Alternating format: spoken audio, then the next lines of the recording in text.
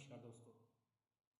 मैं किसान आंदोलन टिकरी बॉर्डर जाता भी रहा हूँ, अब भी जा रहा हूँ, शुरुआत से जा रहा हूँ और सरकार को भी समझने की कोशिश कर रहा हूँ, मोदी सरकार को।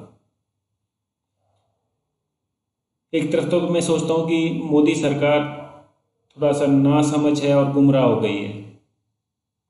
वो सोचती है कि जब बड़े लेवल पे कॉरपोरेट सेक्टर भंडारण करेगा तो लोगों के का अनाज बिकेगा और लोगों को के भाव बढ़ेंगे, खरीदार बढ़ेंगे। लेकिन कोई खरीदार बाहर से तो आ नहीं रहा है। यही लोग हैं, ये पहले भी खरीद सकते थे, सिर्फ भंडारण की सुविधा को मतलब इनको आज़ादी दे दी आपने कॉरपोरेट सेक्टर को।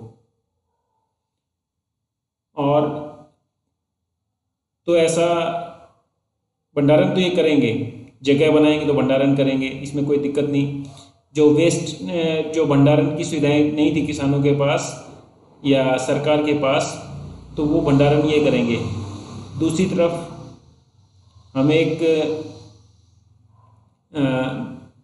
आप गलत फहमी कह लीजिए, हमें ये लगता है कि आप सरकारी संस्थानों को ख़त्म करके प्राइवेट संस्थानों को बढ़ावा दे रहे हैं ताकि आपका कब्जा उन पर बना रहे, अपने दोस्तों को, अपने जो जानकार लोगों को आप आगे बढ़ा रहे हो सिर्फ।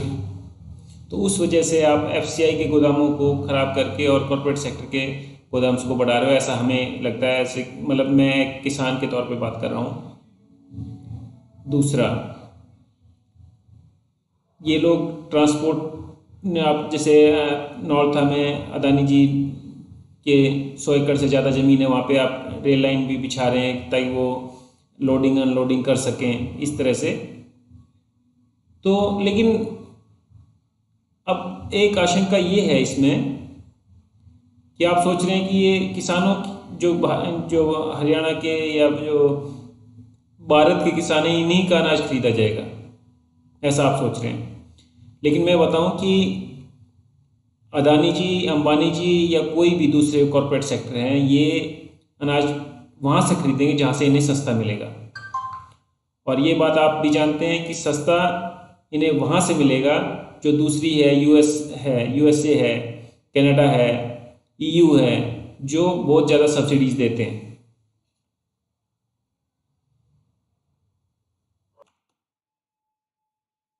तो ये द हिंदू बिजनेस लाइन की पिक्चर दिखा रहा हूँ मैं आपको, जिसमें लिखा है rich nation have corner 90% of the form subsidies entitlements. ये इंडिया चाइना की स्टडी है जुलाई 23, 2017 की, जिसमें थोड़ा सा आप डिटेल में देखना चाहें तो ये कह रहे हैं कि जो ईयू है, यूरोपियन यूनियन, यूएसए और कनाडा, ये सबसे ज़्यादा भारी मात्रा में सब्सिडीज देते हैं।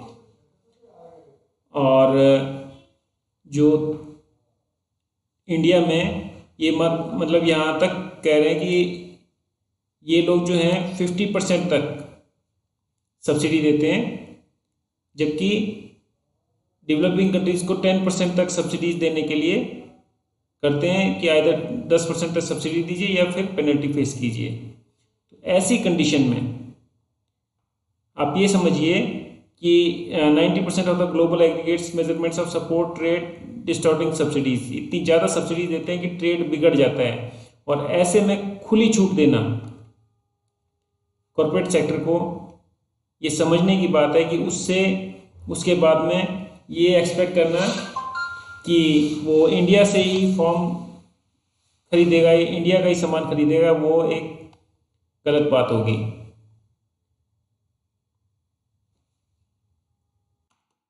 ऐसी कंडीशन में ये एक्सपेक्ट करेंगे कि अदानी और अंबानी यूरोपियन यूनियन, कनाडा और जो है यूएसए से एग्रीकल्चर प्रोड्यूस, गेहूँ, चना, बाजरा, ये सब ला के अपने गोदाम में स्टॉक कर सकते हैं अगर यहाँ के किसान ना भी दें तो। ये एक इशू है। दूसरा, अगर और यहाँ पे लाके ये लोग बाजार में भी निकाल सकते हैं, मतलब ये सामान जो है लाके स्टॉक को रख के और बाजार में भी सामान निकाल सकते हैं। उससे किसान की जो उपज आएगी उस टाइम पे उसकी वैल्यू बहुत ज़्यादा डाउन की जा सकती है, मार्केट के साथ खेला जा सकता है। उसके बाद में ये लोग अपना भंडारण करके और फिर से दामों को बढ़ा सकते हैं। मतलब मार्केट में जो मेजर प्लेयर्स हैं वो ये ऐसा सुनिश्चित कर सकते हैं कि किसानों की हालत और भी बद से बदतर हो जाए। ऐसे में सरकार एक अहम रोल अदा कर सकती है, मतलब लेकिन वो उम्मीद हमें इसलिए नहीं है किसानों को क्योंकि पहले भी सरकार ने हमारे साथ धोखा किया है। आप कहेंगे कब? जब फसल बीमा किया गया था तो उस टाइम पे ये कहा गया था कि इसमें सिर्फ मुनाफा ही मुनाफा है किसान का, और फसल बीमा होने के बाद जो नुकसान होगा वो किसान का नहीं होगा, वो बीमा कंपनी का होगा। लेकिन ऐसा हुआ नहीं। बीमा कंपनीज ने के ये लिए पैसे तो बैंकों से कट गए, किसानों के जबरन कट गए, बीमे लेने पड़े लोगों को। उसके बाद जब भरपाई हुई नुकसान की तो बहुत आंशिक तौर पर भरपाई हुई और बहुत सारी टर्म्स कंडीशन आ गई। इसके जरिए उल्टा किसानों को जो सरकारी मदद मिलती थी नुकसान होने पर, फसल का नुकसान चाहे ओलावृष्टि होने से या किसी भी तरह से जो तेज हवा से, या तो ये जो है सरकारी मदद भी मिलनी बंद हो गई, तो इससे दोहरी नुकसान हो गया। और जब किसानों ने रोष प्रकट किया तो उस टाइम पर सरकार ने, जो कि किसानों के साथ खड़ी होनी चाहिए थी, सरकार ने उन कंपनियों से पैसा या मदद दिलवाने की कोशिश नहीं की जिन्होंने इंश्योरेंस की थी, उनसे पूरी मदद दिलवाने की कोशिश नहीं की किसान को, बल्कि वो कानून रद्द कर दिया और इसको अब जो है मर्जी के ऊपर डाल दिया कि आप किसान चाहे तो इंश्योरेंस करवाए, अपनी फसल का बीमा करवाए, चाहे तो ना करवाए।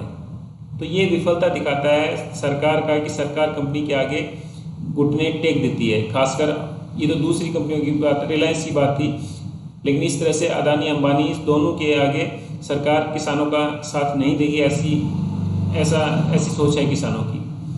दूसरा, जब कंपनीज के साथ कोई ट्रेडिंग होती, डीलिंग होती है, तो वैसे अदरवाइज भी डीलिंगशिप में, डीलरशिप में हम डिस्ट्रीब्यूशन का काम भी कर चुके हैं, तो उसमें भी कंपनीज कहीं पे भी अपनी जो टर्म्स कंडीशन है उस पर नहीं रुकती, पूरी नहीं उतरती, और उसके लिए रास्ता रह जाता है कि आप केस लड़ें, कंज्यूमर कोर्ट में जाएं।